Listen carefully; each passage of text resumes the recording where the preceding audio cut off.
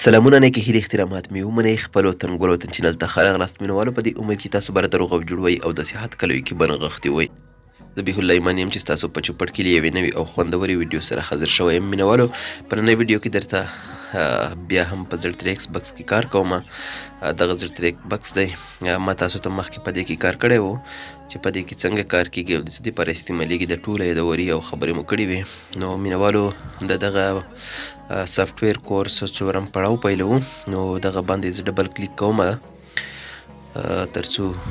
دغه سیټ اپ خلاص شي او په دې کې نننی کار وکړو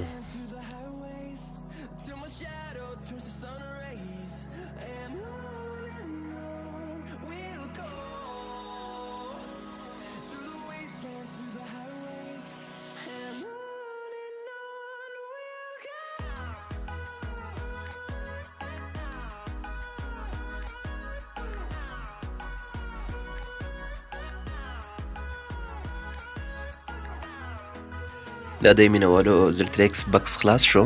نو دې کې موږ لومړنی اپشن کې کار کړی و یا فلش کې دې کې مو کار وکړو نو مینوالو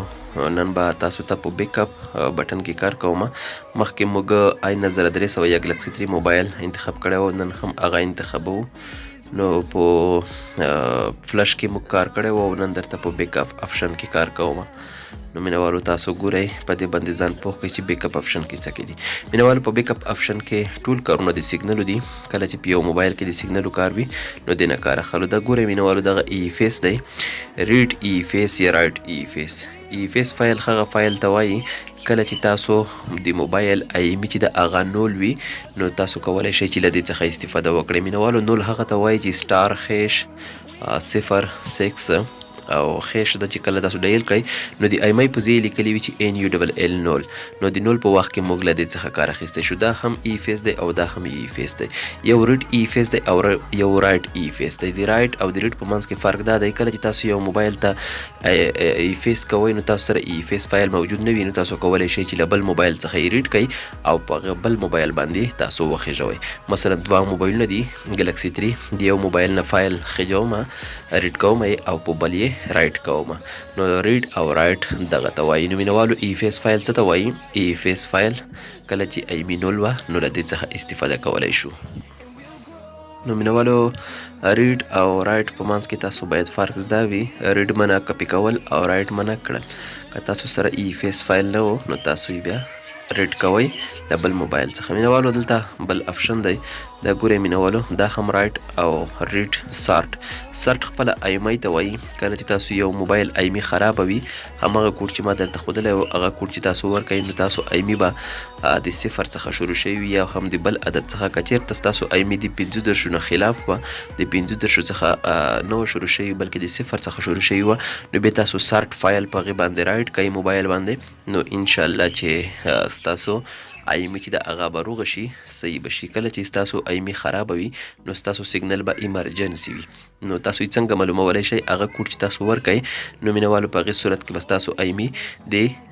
صفر څخه شروع شوي وي یا هم د بل عدد څخه نو مینوالو دغه چې دغه اپشن د څه دپاره ده چې کله تاسو ایمي رایټ کوئ نو مینوالو په هغې صورت کې بیا ستاسو